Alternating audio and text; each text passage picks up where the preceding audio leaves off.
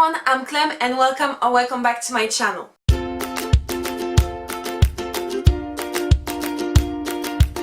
Today I'm going to be sharing with you 10 books I really want to read in 2020, mainly because I'm taking part in a year-long readathon hosted by The Quiet Pond, and the purpose of this readathon is to tackle all your unread books on your shelves.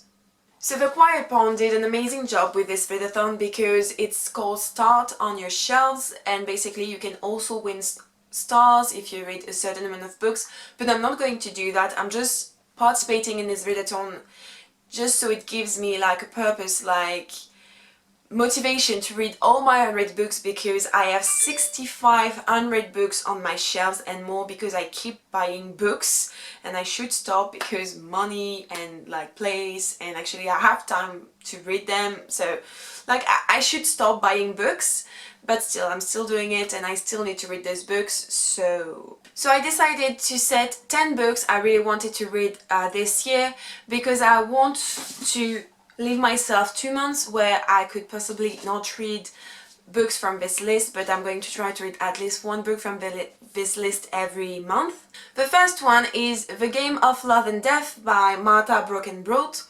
I've been talking a lot about this book recently on my TBRs, because I think it's on my TBR since September, but I've had these books for 3 years now, I think, and basically it's like life, but there is a game between love and death, and they take bait on a couple, and either this couple is going to die or they're going to love. Just like, for instance, they did the same with Romeo and Juliet, Ellen of Troy in Paris, and now it's the turn of Henry and Flora. But Henry is a white man and he's a journalist, and it's happening in like at the beginning of the 19th century, or in the middle, maybe the 50s or the 20s, I don't remember. But yeah, Henry is a rich white boy, but Flora is actually a black girl and she wants to become a pilot, but it's really hard because first she's a woman and then she's black. But they meet and they're going to fall in love, but the whole point of this book is to know either they're going to die, either they're going to live and fall in love and stay together forever.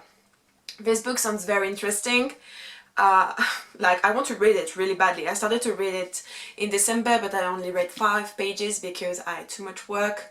But it's on my TBR for February, and this time it's going to happen. Like, if I haven't read this book in February, just come on my channel and insult me, like, really. Next we've got A Prisoner of Night and Fog by Anne Blankman.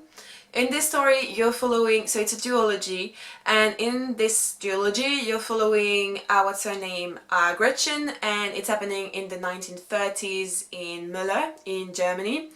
But Gretchen is actually the niece of Hitler, and she is going to meet this Jewish young reporter named Daniel. And actually, like, she's the niece of Hitler and he's a Jewish, so I think you can see the problem and what's going to happen in this story. It's also a book that's been on my shelf for several years now. Really want to read it, never got around it. It's going to be the same for all the books here. Next is Mosquito Land by David Arnold. In this book you're following Mal Malone, and Mal Malone moved out to Mississippi to live with her dad and her new stepmom. But once she arrives in Mississippi, she learns that her mom is sick back in Cleveland. So she goes in this road trip in order to go to Cleveland to see her mom because she's sick, I just told you. But basically that's all I know about this book. I just know that it's told in different point of view. I don't know which ones, but I feel like she's going to meet a lot of people on a trip, and that's basically, it might be a coming of age or something very about herself and learning about herself. This might be my oldest book on my shelves. I bought it back in 2015, so 5 years ago. So you see, it's really time for me to read this book. Next we have Heartless by Marissa Meyer. So this is the standalone she wrote between, I don't remember if it was winter or anything like this, but it has nothing to do with the Lunar Chronicles. This is a sort of a take on Alice in Wonderland, but actually what's happening before, because here we're going to learn how the Queen of Hearts became the Queen of Hearts. And so we're following the character of Catherine, and Catherine lives in Wonderland, and she's the favorite to the unmarried king, and he wants to marry her, but she has other plans, like she wants to become a baker. And one night at the ball where she's supposed to accept the proposal of the king, she meets Jest, and Jest I think is an outcast on an outlaw. I don't really know. But basically Kate wants to do her own thing, and I don't really know yet how she's going to become the Queen of Hearts, but I can't wait to see. After we have Glitter by Apple and Pike, and in this book you're following Daniela. But this book is really particular because it's happening in Versailles in France, but inside Versailles it's like the 18th century, but outside it's the modern day. So when you're in Versailles they're acting just like in the 18th century. And Daniela one day witnessed a murder by the young king, and so the mom of Daniela blackmails the king into making Dani his queen. So in 6 months Dani is going to become the queen, and she doesn't want, because the king is actually a bastard. And the only thing she can do to escape this is to find enough money to leave, and she's going to sell actually the drug called glitter, and it makes people really addict. And that's basically all I know about this book. First, I bought this book because of the cover, because I saw it first on a booktube channel and I was in love with it, and then the synopsis of the book is so intriguing, and I just want to know how this is going to be, like Versailles, 18th century, modern day, drugs. I'm intrigued. I really want to read it, and I think it's a duology, like there is a second book and that's it. Yeah, I think it's a duology. I really can't wait to read this book, honestly. On my list we also have Leah on the Offbeat by Becky Albertalli. This was the third book Becky Albertalli wrote alone. In this story you're following Leah, and Leah is the best friend of Simon in Simon vs. the Homo sapiens agenda, and she's bisexual but her mom doesn't know it, and actually no one knows it. And she's part of a band, and in the band she plays drums. But since college is happening really fast, like it's coming, her band is fracturing, and Leah is going to try to save everything. And she's also going to discover that she loves one of the member of the band, even though she doesn't want to be in love with someone. And that's pretty much everything I know. I know that I love Becky Albertalli's styles. I've loved Simon vs. the Homo sapiens agenda when it came out. I also loved The Upside of Unrequited. This one might be my favorite. But I'm a bit worried about reading this book because I know a lot of people were disappointed. So I don't really know what to think. I don't have expectation for this book, but yeah, I'm a bit worried. I'm not sure I'm going to like it. On this list we also have Caravel by Stephanie Garber, and yeah, I know this series ended like last year or 2 years ago with Finally. No, I think it was last year with Finally, and I bought this book when it came out, but I never read it. And I know my best friend read the first one and the second one, and she really enjoyed it. I don't know what it's about. I just know that there is some sort of magical carnival that travels, and you have the main character Scarlett, and she's going to this carnival that's actually called Caravel. When the sisters' long-awaited invitations finally arrive, it seems their dream have come true.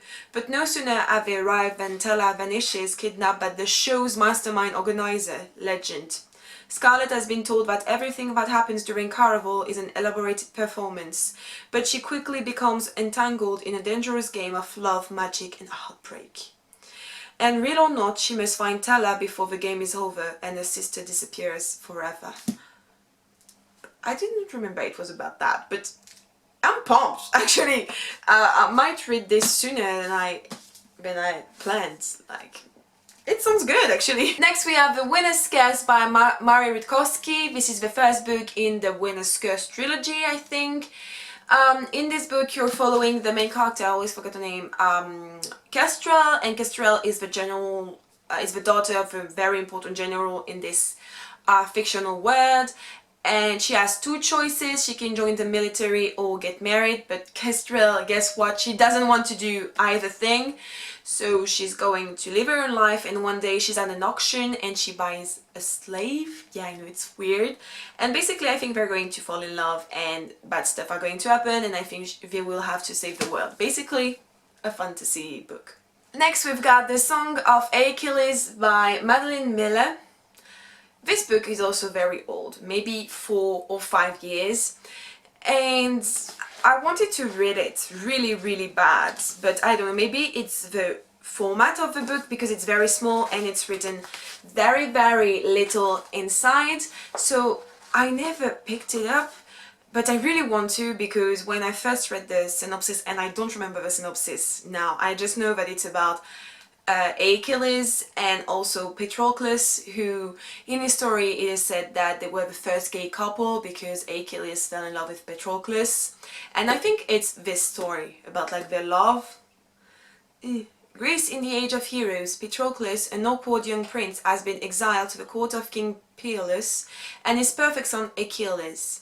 Despite their differences, Achilles befriends the shamed prince, and as they grow into young men skilled in the art of war and medicine, their bond blossom into something deeper. Despite the displeasure of Achilles' mother Thetis, a cruel sea goddess, but when word comes that Helen of Sparta has been kidnapped, Achilles must go to war in distant Troy and fulfill his destiny. Torn between love and fear of his friend, Patroclus goes with him, little knowing that the years that follow will test everything they hold dear. Yes, basically it's like their love story in the... yes, in history, like what had happened. I can't wait to read it because everyone loves it, and I know that everyone loved Circe, her second book. I mean, I'm not sure it's a second book, but the other book she published. So yeah, actually this needs to happen this year. Like, I need to read this and I need to read Circe, and it's going to happen. And last but not least, we have The Cruel Prince by Holly Black. I know, I should have read this a while ago, but you know what? When it came out, everyone was talking way too much about it, and I was like, I don't want to read this book, it sounds too hyped, and I'm not sure it's not that good, but I mean, it's Holly Black, and I love Holly Black, so I'm sure I'm going to love it, and I'm going to enjoy it, and I'm sure I'm going to be a bitch for Cardin. I don't know what's happening, I just know that we have June, and she's human, and Cardin is the king of fairies, or of course I want to know. One terrible morning, Jude and her sister see their parents murdered in front of them. Okay, I didn't know that. The fearsome assassin abducted all three girls and bring them to the world of fairy. Why? Mocked and tormented for being merely mortal, June soon realized that to survive in the treacherous, dangerous world of the royal court, she needs to be as cunning and deceitful as the Fae themselves.